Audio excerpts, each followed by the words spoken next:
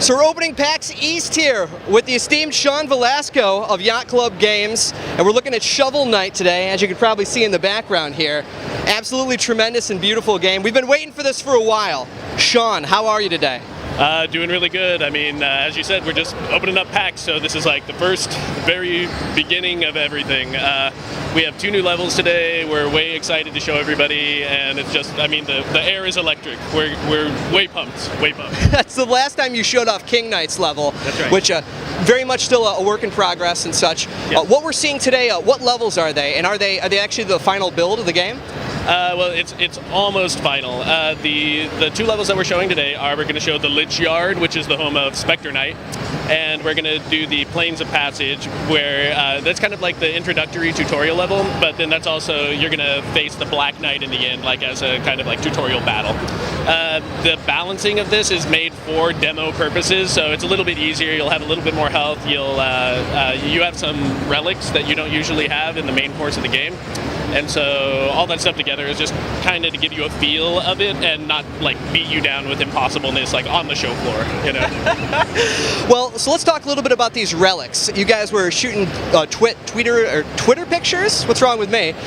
About some of like the flying dagger, I think, that you get from Propeller Knight. Yeah. So what do we see in today? What kind of relics can you showcase? Okay, well, we're bringing back the Fire Rod from Pridemore, which is just, yes. Yeah, I mean that's just like the most simple one possible, right? It's just a fireball that shoots across the screen.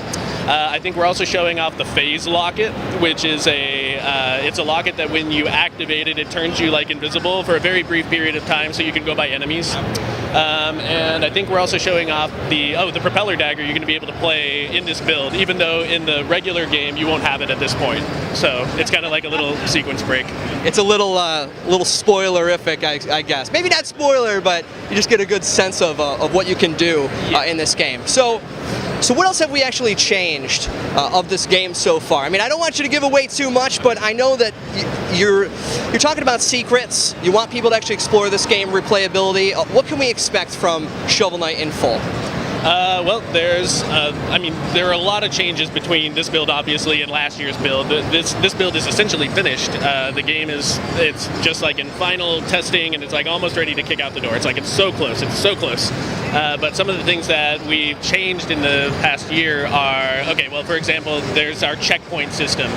So, like, people, I'm going to talk about checkpoints because this is going to be really exciting, honestly. Usually checkpoints are invisible, right? Or you walk by them and then you'll die and you'll just reappear, and there will be, that'll be that. Right. But the way that the checkpoints work in Shovel Knight is there's like it's like an orb, and when you pass by it, it ignites, but it has like a gem inside. So it's like, you can break the checkpoint if you want and destroy it and then get the gem, which is like super valuable, but if you do, then it stops being a checkpoint. Oh my God. So it's like, which way do you want to go? So it's like little touches like that are some of the things that we're doing to try to like bring the money in, bring the economy in, and like make the whole game feel like cohesive, if that makes sense. So you said this is just about the final push. What are we expecting here? I know there was a short delay.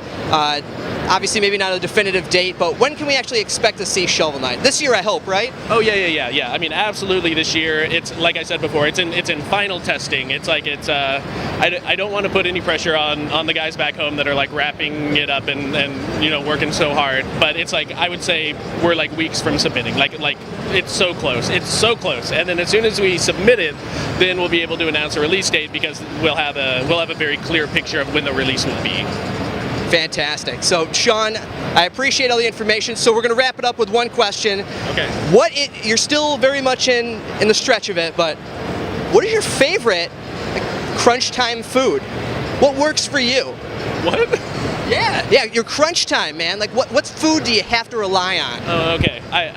Well, we've been getting food delivered in like every time, but we've been eating Gushers. Like the candy, like Gushers and fruit roll-ups, and together.